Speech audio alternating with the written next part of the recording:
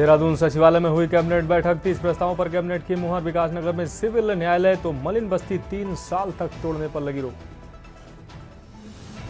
उत्तराखंड में मलिन बस्तियों के मुद्दे पर सियासत गरम। सूर्यकांत धस्माना ने बस्ती वासियों संघ किया प्रदर्शन। बस्ती वासियों को मालिकाना हक दिए जाने की मांग की। यूनिफॉर्म सिविल कोड पर गणेश गोदयाल का सरकार पर तंज। मुद्दों से जनता का ध्यान मोड़ने के लिए यूसीसी एकजुट होकर कांग्रेस जीतेगी केदारनाथ सीट। पौड़ी में 6 सूत्रीय मांगों को लेकर दिया धरना खत्म। जिला पंचायत की कार्यप्रणाली से खपा सदस्य दे रहे थे धरना। पंचायत अध्यक्ष के आश्वासन के बाद धरना स्थगित। ऋषिकेश बद्रीनाथ नेशनल हाईवे पर हादसा। ब्रेक नहीं लगने से सेना का ट्रक अचानक पलटा। ट्रक के नीचे दबने से एक जवान की मौत। 3 जवानों ने कूदकर बचाई जान। और दिवाली से पहले खाद्य सुरक्षा विभाग अलर्ट। मिलावट खोरी को रोकने के लिए छापामार अभियान जारी। खाद्य सामग्रियों के सैंपल के साथ गड़बड़ी पर नजर। आप देख रहे हैं के न्यूज, खबरों का सारथी। नमस्कार, उत्तराखंड की खबरों में आपका स्वागत है। मैं हूं मनोज मानस और अब खबरें विस्तार से। उत्तराखंड के मुख्यमंत्री पुष्कर सिंह धामी की अध्यक्षता में देहरादून सचिवालय में हुई कैबिनेट बैठक में 30 महत्वपूर्ण प्रस्तावों पर चर्चा हुई। इनमें कई बड़े फैसले लिए गए हैं जो राज्य के आर्थिक विकास, रोजगार सृजन और ग्रामीण क्षेत्र के सशक्तिकरण की दिशा में अहम साबित होंगे। कैबिनेट ने स्थानीय आर्थिक विकास और रोजगार के अवसर बढ़ाने के लिए महत्वपूर्ण निर्णय लिए हैं। आईटीबीपी के जवानों को अब स्थानीय लोगों से भेड़, बकरी, मटन, मुर्गी और मछली की आपूर्ति की जाएगी। ये फैसला राज्य के पहाड़ी क्षेत्रों में आर्थिक गतिविधियों को बढ़ावा देगा और लगभग 20,000 स्थानीय लोगों को रोजगार के अवसर प्रदान करेगा। इसके अलावा इस निर्णय से स्थानीय बाजारों को करीब 200 करोड़ रुपए का आर्थिक लाभ होने की उम्मीद है। बैठक में मानव वन्यजीव संघर्ष निधि के तहत आर्थिक सहायता और आयुष्मान योजना का लाभ एक साथ दिए जाने की मंजूरी दी गई है। कैबिनेट बैठक में मलिन बस्तियों को राहत देने के लिए भी महत्वपूर्ण निर्णय लिए गए हैं। इससे उन लोगों को सहायता मिलेगी जो कई वर्षों से इन बस्तियों में रह रहे हैं और जिनके पास उचित सुविधाएं नहीं हैं। इसको लेकर सरकार ने 3 साल के लिए एक अध्यादेश लाए हैं। अगले 3 सालों तक अब उन बस्तियों को तोड़ा नहीं जा सकेगा। बैठक में विकासनगर में सिविल न्यायालय के निर्माण के लिए 30 साल की लीज पर भूमि आवंटन पर भी फैसला लिया गया है।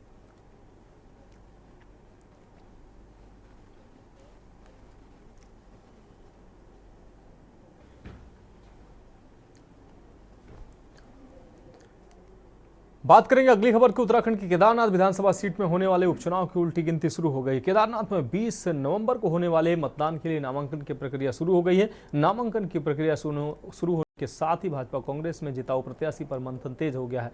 भाजपा ने एक ओर जहां संभावित उम्मीदवारों की सूची हाईकमान को भेज दी है, तो वहीं कांग्रेस ने केदारनाथ उपचुनाव की रणनीति और प्रत्याशी को लेकर 24 अक्टूबर को दिल्ली में बड़ी बैठक बुलाई है। इस बीच कांग्रेस में केदारनाथ उपचुनाव के लिए प्रत्याशियों के पैनल को लेकर घमासान भी शुरू हो गया है।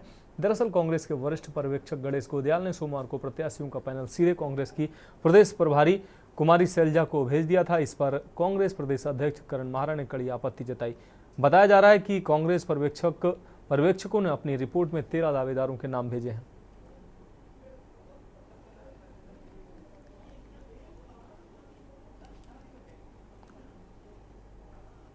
देखिए, आज 23 अक्टूबर है और 23 अक्टूबर 2024 को भारतीय जनता पार्टी की सरकार द्वारा दूसरी बार लाया गया अध्यादेश समाप्त हो रहा है। मलिन बस्तियों के लिए 2018 में जब कांग्रेस पार्टी के बैनर तले उत्तराखंड मलिन बस्ती विकास परिषद ने मुख्यमंत्री आवास कूच किया था, सरकार ने मजबूर होकर के हाईकोर्ट का जो आदेश मलिन बस्तियों के खिलाफ आया था उसको डाइल्यूट करने के लिए एक अध्यादेश लाए थे और उस अध्यादेश के 3 साल के अंदर मलिन बस्तियों को नियमित करना था। मलिन बस्तियों को नियमित करने का सरकार का वादा था, मालिकाना हक देने का वादा था, लेकिन 3 साल बीत जाने के बाद भी जब नहीं हुआ तो 2022 से पहले सरकार को डर लगा कि विधानसभा के चुनाव में हार न जाए। रुक करेंगे अगली अहम रिपोर्ट का। उत्तराखंड में जल्द लागू होने वाली यूनिफॉर्म सिविल कोड यानी यूसीसी कानून को लेकर उत्तराखंड कांग्रेस के प्रदेश अध्यक्ष गणेश गोदयाल ने अपनी प्रतिक्रिया दी है। पौड़ी पहुंचे गणेश गोदयाल ने कहा कि सरकार बेरोजगारी, महंगाई और भ्रष्टाचार समेत बदहाल स्वास्थ्य व्यवस्थाओं के मुद्दे से जनता का ध्यान मोड़ने के लिए इस कानून को लाकर अपनी पीठ स्वयं ही थपथपा रही है। जबकि यूसीसी कानून की जानकारी सरकार को जनता के साथ साझा करनी चाहिए। गोदयाल ने कहा कि कानून लागू होने के बाद इस कानून के बारे में कांग्रेस अपने विचार रखेगी, लेकिन सरकार को बेरोजगारी, महंगाई को रोकने और मूलभूत सुविधाओं को बेहतर करने पर भी ध्यान देना चाहिए। गोदयाल ने केदारनाथ चुनाव पर कहा कि कांग्रेस की पकड़ केदारनाथ पर अच्छी है। गोदयाल ने कहा कि कांग्रेस हाईकमान जिसे भी टिकट देगी, पार्टी एकजुट होकर कांग्रेस की झोली में सीट लाने के लिए दमखम लगाएगी। केदारनाथ विधानसभा सीट पर होने वाले उपचुनाव के लिए समय बेहद कम है। 20 नवंबर को होने वाले मतदान के लिए भाजपा कांग्रेस में तैयारियां तेज है। इस बीच भाजपा ने अपने प्रत्याशियों का पैनल हाईकमान को भेज दिया है, जबकि कांग्रेस की गुरुवार को दिल्ली में बड़ी बैठक होने जा रही है। इस बैठक में केदारनाथ उपचुनाव की रणनीति और प्रत्याशी को लेकर मंथन किया जाएगा। वहीं प्रत्याशी चयन से पहले भाजपा में प्रेशर पॉलिटिक्स भी शुरू हो गई है। दरअसल केदारनाथ सीट से 2 बार निर्दलीय उम्मीदवार के तौर पर चुनाव हार चुके कुलदीप सिंह रावत के तेवरों से भाजपा में बेचैनी है। लोकसभा चुनाव के दौरान भाजपा में शामिल हो चुके कुलदीप उपचुनाव में टिकट न मिलने पर बड़ा कदम उठाने की चेतावनी दे रहे हैं। अभी इस बीच मेरे 1-1.5 महीने से कुछ समर्थन कार्यक्रम हुए हैं, जिसमें जनता बहुत खुल के आई है, महिलाएं आई हैं, युवा आए हैं। उनकी एक उम्मीद है कि अगर आप हमारे क्षेत्र पर आपको मिलता है, आप कुछ बहुत अच्छा कर पाएंगे, क्योंकि मैंने समाज सेवक था, बहुत सारे काम वहाँ पे किए हैं अपने जो व्यक्तिगत स्तर के होते हैं, जैसे अनाथ बच्चों को गोद देना, गरीब लड़कियों को शादी करवाना, किसी गरीब का इलाज करवाना, विधवा बहनों की मदद करना, धार्मिक कार्य में सहयोग करना, खेल कूद में सहयोग करना, ऐसे मैंने कई काम वहाँ पे किए हैं। उससे लोग प्रभावित होकर मुझसे जुड़े हुए हैं और मेरे कामों से जुड़े हुए हैं, क्योंकि 2 चुनाव जो मैंने लड़े हैं वो कोई पॉलिटिकल चुनाव नहीं समझ के, हम जो है सामाजिक कार्यकर्ता था, इसलिए लोगों ने एक मुझसे उम्मीद जताई थी कि अगर आप क्षेत्र प्रतिनिधित्व करते हो तो कुछ नहीं हो पाएगा। फिर क्षेत्र में बहुत क्षेत्र विजन में वहाँ पे बहुत कुछ हो सकता है। हमारा एक वहाँ पे एक जो सपना था कि प्राकृतिक संसाधनों खनिजों से हम वहाँ पर रोजगार दे सकें। क्या मंगलौर की जनता ने कमाल किया, बद्री बाबा ने कमाल किया, विष्णु भगवान ने आशीर्वाद दिया। हमको तो अयोध्या में भी राम जी का आशीर्वाद मिला, हमको प्रयागराज में गंगा मैया, यमुना मैया और सरस्वती मैया का आशीर्वाद मिला, हमें रामेश्वरम में शंकर भोलेनाथ जी का आशीर्वाद मिला, हमें रामटेक में आशीर्वाद मिला, चित्रकूट में आशीर्वाद मिला। तो इस बार केदारनाथ जी में भी आशीर्वाद मिलेगा।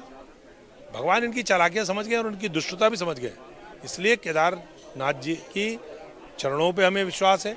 केदारनाथ जी की जो दिव्य जनता है उन पे भी हमें भरोसा है। देखिए, भारतीय जनता पार्टी का प्रदेश नेतृत्व नामों का पैनल केंद्रीय नेतृत्व को भेज चुका है और आपको मालूम है ये पूरे देश में लगभग 50 उपचुनाव हैं और झारखंड और महाराष्ट्र के विधानसभा के चुनाव हैं, तो सभी पर प्रक्रिया जारी है और अभी आज नामांकन प्रारंभ हुआ है, अभी 1 सप्ताह है। तो नामांकन की तिथि तक निश्चित रूप से प्रत्याशी की घोषणा होगी, मंथन के बाद होगी। कहीं कोई पेच नहीं है, पार्टी में पूरी पारदर्शिता है। निश्चित रूप से जीतने वाले प्रत्याशी की भारतीय जनता पार्टी घोषणा करेगी। आपको बता दें कि इसी साल 9 जुलाई को केदारनाथ से भाजपा विधायक सैलारानी रावत के निधन के कारण केदारनाथ विधानसभा सीट खाली हुई थी। वहीं चुनावी तारीखों के ऐलान के साथ ही भाजपा कांग्रेस ने प्रत्याशियों के नामों पर मंथन जारी है। इस बीच कांग्रेस में केदारनाथ उपचुनाव के लिए प्रत्याशियों के पैनल को लेकर घमासान भी शुरू हो गया है। दरअसल कांग्रेस के वरिष्ठ पर्यवेक्षक गणेश गोदयाल ने सोमवार को प्रत्याशियों का पैनल सीधे कांग्रेस की प्रदेश प्रभारी कुमारी सैलजा को भेज दिया था। इस पर कांग्रेस प्रदेश अध्यक्ष करण महारा ने कड़ी आपत्ति जताई। बताया जा रहा है कि कांग्रेस पर्यवेक्षकों ने अपनी रिपोर्ट में 13 दावेदारों के नाम भेजे हैं। प्रभारी कुमारी सैलजा को पैनल के संबंध में क्या रिपोर्ट भेजी गई है, प्रदेश कांग्रेस कमेटी को इसकी भनक तक नहीं है। कोई परेशानी नहीं है, 12-13 लोगों के नामों पर डिस्कशन चल रहा है और कार्यकर्ताओं से भी बात हुई है। जो हमारे वहाँ सर्वे टीमें गई थी, 3 अलग अलग किस्म की सर्वे हुई हैं, उसमें तीनों की रिपोर्ट्स भी लगभग हमारे पास हैं। उसको वो रिपोर्ट्स का सुझाव जो है वो हाईकमान तक पहुंचाया जाएगा, क्योंकि बीजेपी भी अभी अपने टिकट का अनाउंसमेंट नहीं कर रही है और वहाँ भी कैंडिडेट्स हैं और रार चल रही है। तो इन सभी पहलुओं को ध्यान में रखते हुए कांग्रेस भी अपना स्टेप लेगी। देखिए, 24 को आप लोग बातचीत कर लेंगे वहाँ, और उसके बाद जो भी तय होगा, क्योंकि वो एकदम से खुलासा नहीं करेंगे। हम भी बीजेपी की रणनीति के तहत ही अपना काम करेंगे और बीजेपी हमारी रणनीति के तहत काम करना चाह रही है। अब ये राजनीति है, इसमें देखेंगे सही समय पे सही फैसला लिया जाएगा। से कांग्रेस तो अपने उलझनों में, अपने आपस की गुटबाजी में उलझी हुई है और जो जानकारी में आ रहा है उनके प्रदेश अध्यक्ष ने भी कई तरह के आरोप अपने नेतृत्व पर लगाए हैं। बड़े दुर्भाग्यपूर्ण स्थिति सी है। ये मीडिया के द्वारा ही प्रचार प्रसारित है, वास्तविकता में ऐसा कुछ नहीं है।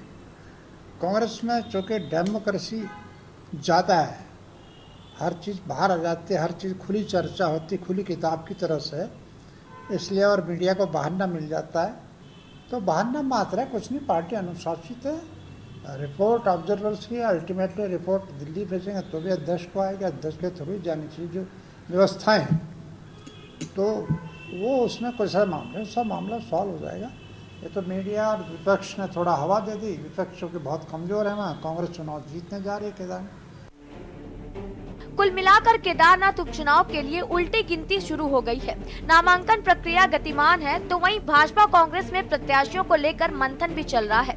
साथ ही दोनों ही दल जीत का दावा भी कर रहे हैं। इस बीच कांग्रेस में प्रत्याशियों के पैनल को लेकर शुरू हुआ घमासान पार्टी के लिए अच्छे संकेत नहीं है। वहीं भाजपा चुनावी तैयारियों के लिहाज से काफी आगे है और अब भाजपा ने 40 स्टार प्रचारकों की बड़ी फौज भी चुनावी मैदान में उतार दी है। देखना होगा केदारनाथ उपचुनाव का परिणाम किसके पक्ष में जाता है। Uttarakhand desk report. अब रुक करेंगे अगली अहम खबर की। खबर लक्सर से है, जहां वरिष्ठ भाजपा नेता मोहित कौशिक की माता समाज सेविका कमला देवी की श्रद्धांजलि सभा में भारी जनसमूह उमड़ पड़ा। श्रीमती कमला देवी का निधन 11 दिन पहले लंबी बीमारी के बाद हो गया था। उनकी अंतिम यात्रा में प्रदेश के पूर्व मुख्यमंत्री एवं करते हुए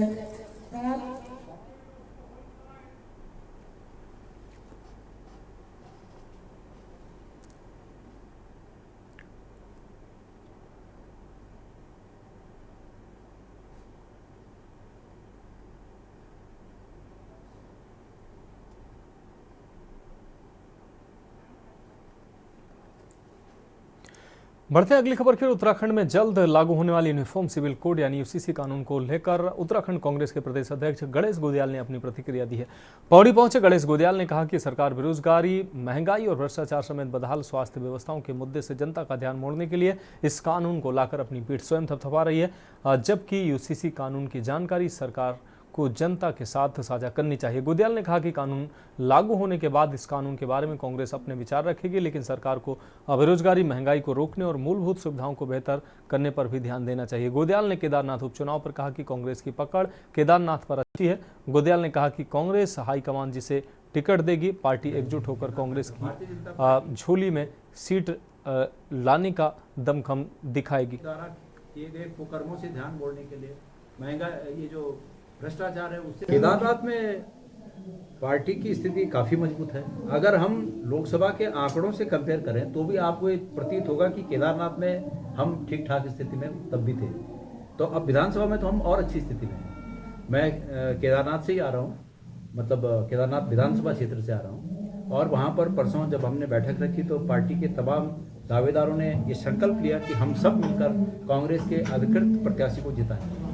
हम दावेदारी कर रहे हैं, सबने कहा हम दावेदारी कर रहे हैं। हम ये समझते हैं कि हम इस स्थिति में हैं कि हम चुनाव लड़ सकते हैं, इसलिए हम दावेदारी कर रहे हैं। और अगर पार्टी ये तो तय है कि एक ही को टिकट मिलेगा, तो जिसको भी टिकट मिलेगा हम उसके साथ हैं, पार्टी के साथ हैं और हम चुनाव जिताएंगे। कार्यकर्ताओं में भरपूर जोश है और उस जोश का परिणाम है कि इतनी बड़ी संख्या में लोग दावेदारी कर रहे हैं। तो केदारनाथ में निश्चित रूप में एक बार फिर बद्रीनाथ का जो परिणाम है उसको कांग्रेस केदारनाथ में दोहराने जा रही है। तो खबरों में फिलहाल वक्त एक ब्रेक का है, जल्द हाजिर होंगे। आप देख रहे हैं के न्यूज, खबरों का सारथी।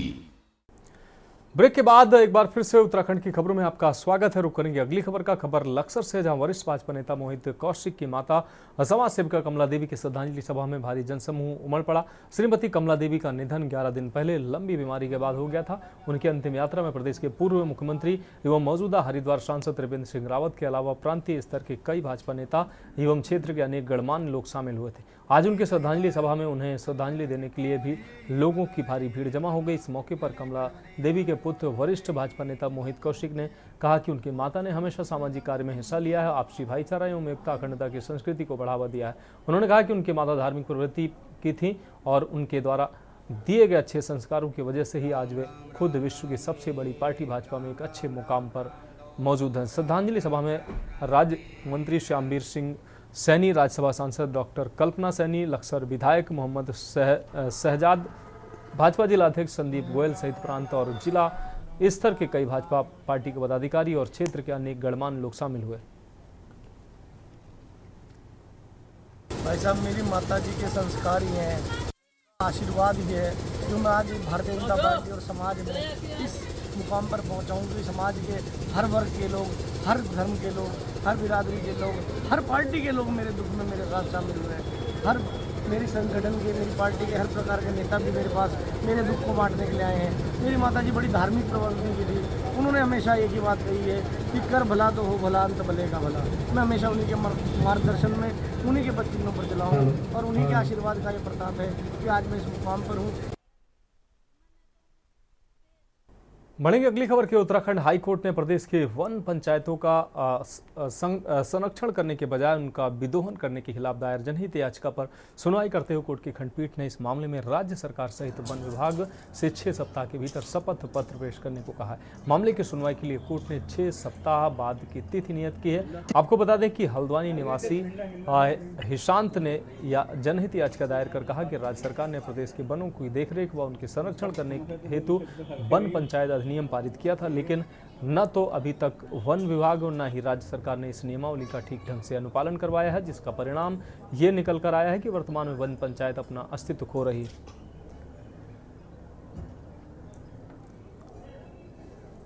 PL नंबर 161/2024 ये हिशांत आही हैं, ये इन पर्सन इन्होंने फाइल की थी और सब्जेक्ट मैटर इनका ये था कि जो वन पंचायत है उत्तराखंड में, जिनको स्पेसिफिकली वनों के संरक्षण के लिए जो है अस्तित्व में लाया गया था, उसका उद्देश्य जो है फुलफिल नहीं हो पा रहा है।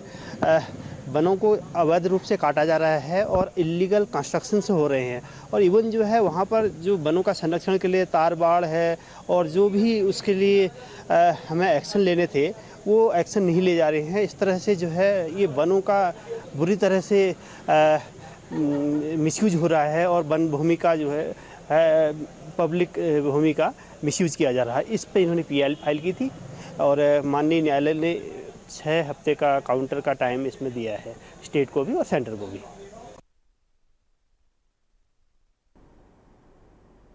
बढ़ेंगे अगली खबर की ओर। खबर नैनीताल से, जहां उत्तराखंड हाई कोर्ट ने राजकीय विश्वविद्यालयों और महाविद्यालयों में छात्र संघ चुनाव को लेकर दायर जनहित याचिका पर सुनवाई की है। मामले की सुनवाई के पश्चात कोर्ट की खंडपीठ ने राज्य सरकार एवं मान्य से कल लिंग 2 कमेटी द्वारा जारी शासनादेश पेश करने को कहा है। सुनवाई के दौरान कोर्ट ने पूछा कि लिंग 2 कमेटी द्वारा शासनादेश का परिपालन क्यों नहीं किया गया। मामले में अब कल कोर्ट सुनवाई करेगा। आपको बता दें कि देहरादून निवासी सामाजिक कार्यकर्ता महिपाल सिंह ने समाचार पत्रों में 25 अक्टूबर को राजकीय महाविद्यालयों और विश्वविद्यालयों और महाविद्यालयों में छात्र संघ चुनाव कराए जाने की खबर का संज्ञान लेते हुए उच्च न्यायालय में जनहित याचिका दायर कर कहा कि राज्य सरकार ने 23 अप्रैल 2024 को एक शैक्षणिक कैलेंडर जारी किया था, जिसमें छात्र संघ चुनाव 30 सितंबर 2024 तक कराने के निर्देश दिया था। इसके बावजूद भी विश्वविद्यालय प्रशासन ने समय पर चुनाव आयोजित नहीं किए और न ही शासन से दिशा निर्देश प्राप्त किए।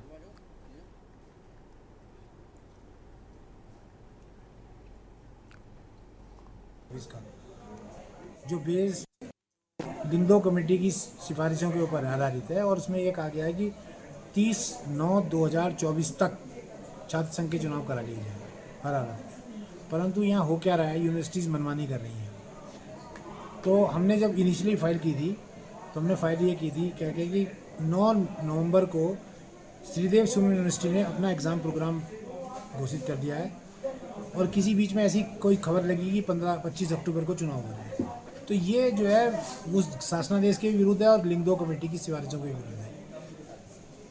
अभी लेकिन जब ये उसमें इंस्ट्रक्शन मंगाए थे, लेकिन अभी विचित्र बात यह है कि हमारे पास कल संज्ञान में आया कि श्रीदेव सुमन यूनिवर्सिटी कल समर पोर्टल जारी करके वो एडमिशन ले रही है।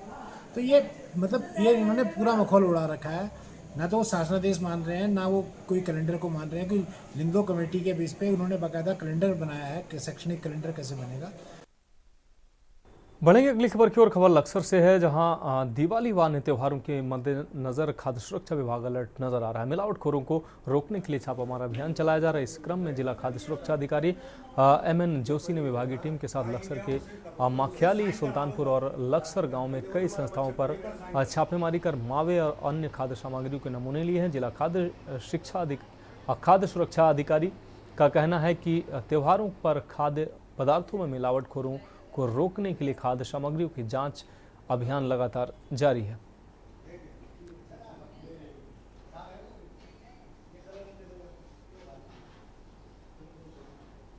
दरअसल दीपावली को त्यौहार को मद्देनजर रखते हुए उच्च अधिकारियों के निर्देश अनुसार हमारी टीम लगातार जनपद में खाद्य पदार्थ की दुकानों का इंस्पेक्शन कर रही है। उसी परिप्रेक्ष्य में आज हम लोग लक्सर में आए हैं। हम सुबह मॉर्निंग से कई गाँव में जो मावा की भट्टियाँ चल रही है, जिसमें मावा निर्माण होता है, उसका चेकिंग कर ली। हम लोगों ने 4 सैंपल हमने आज जांच के लिए भेजे हैं और जहाँ 1-2 जगह जहाँ गंदगी पाई गई उनको नोटिस जारी कर दिए गए। और ये कार्रवाई हमारा लगातार त्योहारों में विरोध स्तर में चलती रहेगी और हमारी 3 टीमें बनी हुई है, जिसमें 3 टीमों में अपनी कार्रवाई लगातार जारी है।